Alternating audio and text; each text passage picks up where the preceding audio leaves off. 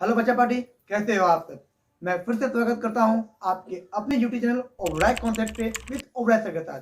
तो जैसा कि मैंने पिछले टॉपिक में बताया था कि मैं इस टॉपिक में आपको निबंध पर कैसे लिखना है, निबंध कैसे लिखना है उस पर मैं आपको बताऊंगा। तो बिना देरी किए हुए शुरू करते हैं संस्कृत का यह टॉपिक, क्योंकि संस्कृत में दो ही चीज आदमी को गड़बड़ाता है। एक लेख आदमी का बच्चों का दिमाग को गड़बड़ा देता है, और दूसरा है निबंध।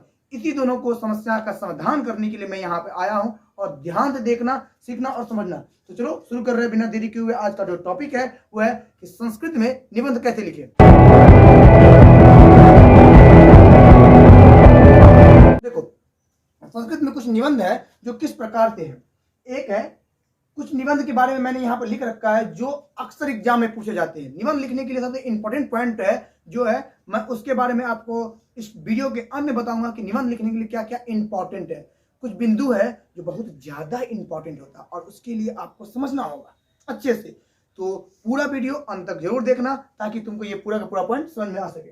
देखो, यहाँ पर संस्कृत में महत्वपूर्ण निबंध कैसे लिखे, क्योंकि महत्वपूर्ण निबंध से कहने का तात्पर्य निकल के आता है कि निबंध होता क्या। निबंध को मोटा मोटी समझो लेख, ठीक है ना, वही है।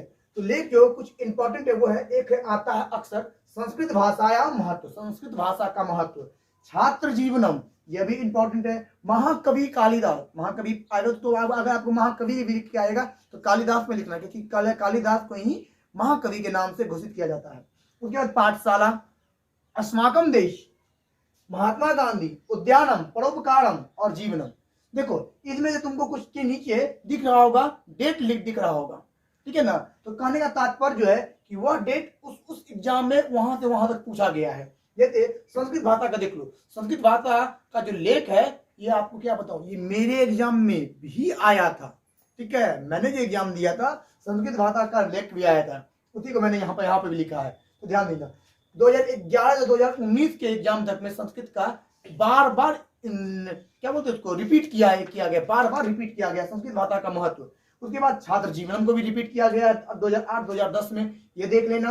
उसके महाकवि कालिदास का प्रयोग किया गया है, ये भी प्रयोग किया है। उसके बाद सबसे ज्यादा प्रयोग किया गया है अस्माकम देश का, 10 में किया गया, 12 में किया गया और 2016 में किया गया। लिखने के लिए बार बार बोलता है। महात्मा गांधी का 2008 से 2012 तक नॉन स्टॉप यूज किया गया है। इसका प्रयोग कैसे किया जाता है। उद्यानम का भी, परोपकारम का, परोपकार तो बाबू लगता है सर पर चढ़ के नाचता है। परोपकार 2009 से 2018 तक कंटिन्यू ठक ठक ठक ठक करते गया है। ये अग्रसर किस पाली में, ये फर्स्ट पाली है, सेकंड पाली, किसी में ये अक्सर पूछा गया कि पर्यावरण। तो अभी मेरे हिसाब से दो जो लेख है वो बहुत ज्यादा इंपॉर्टेंट है, ठीक है ना। एक है यहाँ पर संस्कृत भाषा का लेख, संस्कृत भाषा के महत्व को बताते हुए, और एक है परोपकार। तो इन दोनों पे मैंने अभी एक छोटा छोटा नो पॉइंट यहाँ पे लिखा हुआ है, उसको देखना है और समझना है आप लोगों को कि सर लिखा। देखो, जैसे लिखे हैं वैसे मत लिखना, ये गड़बड़ मत करना। मैंने नंबर देके यहाँ लिखा, आपको समझाने के लिए नंबर देके लिखना है, ठीक है। आप ये काम मत करना कि नंबर देके उतार दो कि सर यहाँ से लेके 10 तक है तो हम भी नंबर दे देंगे, उतार देंगे। ये सबसे बड़ा गड़बड़ी होगा, वो काट देगा आपका। नंबर देने गड़बड़ी मत करना। संस्कृत में एक चीज क्या है कि आप कम लिखोगे भी ना तो भी मिल जाएगा नंबर, लेकिन अब कम लिखने का मतलब ये नहीं है कि 2, 4, 5, 10 पेज के अंदर सिमट जाए। कम से कम कहने का मतलब है 10 पेज से ज्यादा लिखोगे। अगर आप 10 पेज से ज्यादा लिखते हो तो आप स्वतंत्र निश्चिंत रहो कि नंबर आपको अच्छा दिया जाएगा, ठीक है। चलिए ध्यान देते हैं यहाँ पर। ये लेख आप टॉपिक पहले मत लिखना, फर्स्ट पॉइंट। यहाँ से यहाँ मत लिखना, ये भी सेकंड पॉइंट। नंबर दोनों में लिखा है, आप ये नंबर का काम मत करना। करना क्या है, आपको सबसे पहले संस्कृत पढ़ाते हैं। संस्कृत का जो मेन पॉइंट आपको याद आता है, और बिल्कुल आसान शब्द का प्रयोग करो, वर्ड मीनिंग याद करो और चुनिंदा शब्द का प्रयोग करो जिसको आप याद करके लिख सकते हो। तुम, इदम, किम, कहाँ का प्रयोग करके लिख सकते हो, उसका प्रयोग करना है। जैसे संस्कृत भाषा या विश्व सर्वासु भाषा प्राचीनतम सर्वोत्तम साहित्यम युक्ता चास्ती। मतलब जो इसके देखो, जिसके बारे में भी निबंध लिखो, निबंध लिखने से पहले आपको उसकी जानकारी होनी चाहिए, तो भाई पढ़ना पड़ेगा। एक मैंने हिंट कर दिया ऊपर में, जैसे कि आप लोग देख रहे हो यहाँ तक किस किस पर लेख आएगा, तो आपको इन लोग को स्टडी कर लेना। और जो जैसे कैसे लिखना है, इन दोनों में से दो जो महत्वपूर्ण है वो यहाँ पर है। संस्कृत भाषा विश्व में सबसे प्राचीन और महत्वपूर्ण भाषा है जो हम लोग के लिए इंपॉर्टेंट है। सेकंड है प्राचीन समय एवं भाषा सर्वदा सर्वसाधारणम अस्ति। प्राचीन समय, आज जैसे कि भगवानों का जो समय हुआ करता था उस समय जो भाषा है वो सर्वसाधारण बहुत महान भाषा हुआ करती थी, ठीक है ना। लेकिन आज के टाइम ये भाषा जो है बहुत ज्यादा विलुप्त हो चुकी है, ठीक है ना। चलिए सेकंड पॉइंट पर ध्यान देते हैं। सर्वे जना संस्कृत भाषा एवं वदन्ति स्म, सभी लोग संस्कृत भाषा का प्रयोग करते हैं, बोलते थे। आज क्या करते हैं? नहीं करते। तो भाषा के महत्व को समझो। और एक चीज याद रखना, आपको पता है कि संस्कृत वैसी भाषा है जिससे हर भाषा का उदय हुआ है। संस्कृत वैसी भाषा है जो हर भाषा को जन्म दिया। इसी प्रकार से लिखना है। ऐसा एवं अस्माकम पूर्व जनान आर्यन सुलभला शोभनम, ठीक है। तो यदि कि यह भाषा जो है पूर्व जन्म, मतलब ये हम लोग के तुम लोग के जन्म से भी पहले की भाषा है यह, ठीक है। इसी के बारे में यहाँ पर बोला। और ये भाषा बहुत आसान होती है, पढ़ने में तुमको होता होगा कहाँ लगा हुआ, ये सब हिंदी में लिखा हुआ है। भीतर की मात्रा को ऊपर नीचे कर दिया, उसी में तुमको ब्रेन तुम्हारा गड़बड़ा गया है। तो उस ब्रेन को स्पष्ट करो ना, देखो ना कैसे लिखा हुआ है, ठीक है। जीवन से सर्व संस्कारेषु संस्कृत से प्रयोग भवति, जीवन का संस्कार को सुधारना है तो संस्कृत का प्रयोग करो। ये है, यही चीज यहाँ पर समझा रहा है। आधुनापि संगणक कृते संस्कृत भाषा अति उपयुक्ता आसीत्, आधुनिक समय में जो क्या बोलते हैं, जो उपयोग किया जाता है लिखित के रूप में, लिखने के क्रम में, वह भी भाषा बहुत आसान होता है। संस्कृत की भाषा अदर लैंग्वेज की अपेक्षा बहुत ज्यादा ही आसान होती है लिखने समझने के क्रम में, ठीक है ना। उसके बाद निकल के आता है संस्कृत भाषा भाषे भारत से प्राणभूता भाषा आसीत्, संस्कृत भारत की प्राण है। देखो समझ जमझो, अभी कहानी सुनाने का मतलब, इतना भाषण देने का जो तत्पर निकल के आ रहा है वो एक ही है, ताकि इसको आप समझेगा तो लिख पाएगा, नहीं तो लिख नहीं पाएगा। भारतीय गौरव रक्षायाम एतत् राष्ट्रीय एकम च साधयति प्रसार सर्वेत्र कर्तव्यम अतम एतम उचित संस्कृत सरिता, तात्पर्य निकल गया, ये भारत की गौरव है। फुलाओ न पकड़ के, खुश कर दो। शिक्षक को देखेगा तो बबू आएगा। और संस्कृत का बाबू, संस्कृत भाषा इसलिए आता है। और ये आइवेट होकर यह संभावना है, इसको बीबीआई में करके रखना। क्यों? क्योंकि संस्कृत का शब्द है, संस्कृत का सब्जेक्ट है, उसमें यह पूछता है। संस्कृत रिलेटिव आदमी का पूछता है। संस्कृत बोले अभी कि संस्कृत का पूरा कालिदास का पूछेगा, परोपकार का पूछेगा, ये सब का पूछने का प्रयास है।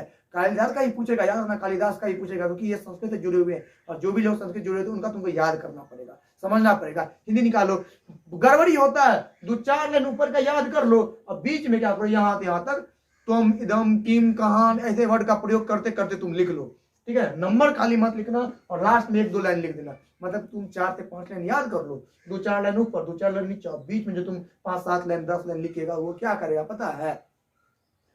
इदम इदम किम का प्रयोग करते करते वर्डों को घुमा घुमा के बीच में डाल दो। बीच का चेक नहीं होता है, ये याद रखना।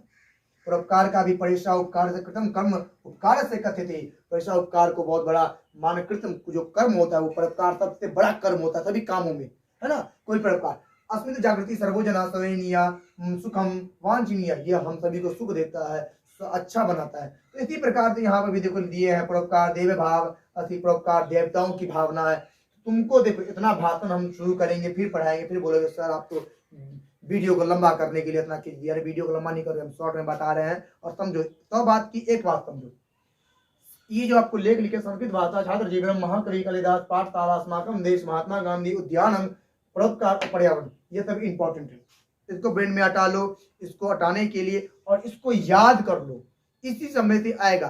तो ट्रिक अब यह है, ऊपर का और नीचे का जो बीच में भी हम स्पष्ट कर दे, ट्रिक ऊपर और नीचे संस्कृत का वर्ड का संस्कृत का रियल पॉइंट इस्तेमाल करो। और बीच में जो तुम 5-7 लाइन इस्तेमाल करेगा उसमें तुमको 2-4 लाइन का खुद से वाक्य बनाओ।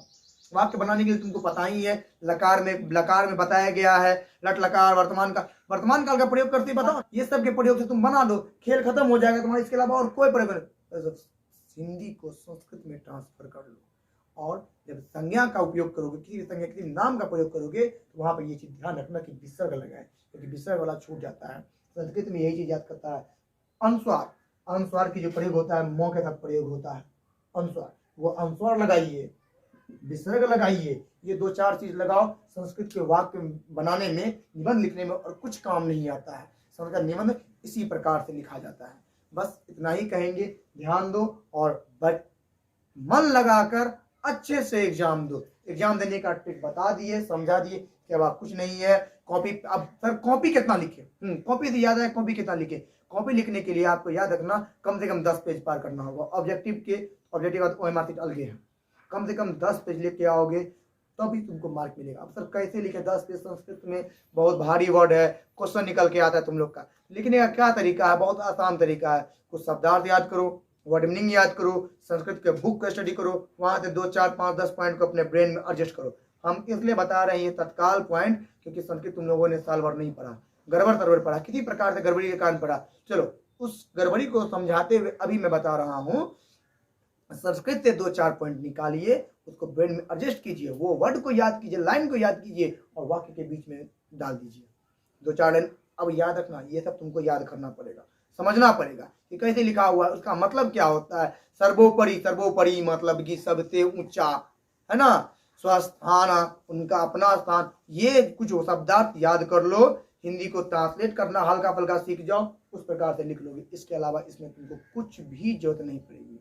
उम्मीद है यह वीडियो तुमको समझ में आई होगी, काम आई होगी। अगर यह वीडियो तुमको समझ में आई, काम आई, तो इस वीडियो को लाइक करना, कमेंट करना, सब्सक्राइब करना और अपने दोस्तों के साथ शेयर करना। तब तक के लिए बाय।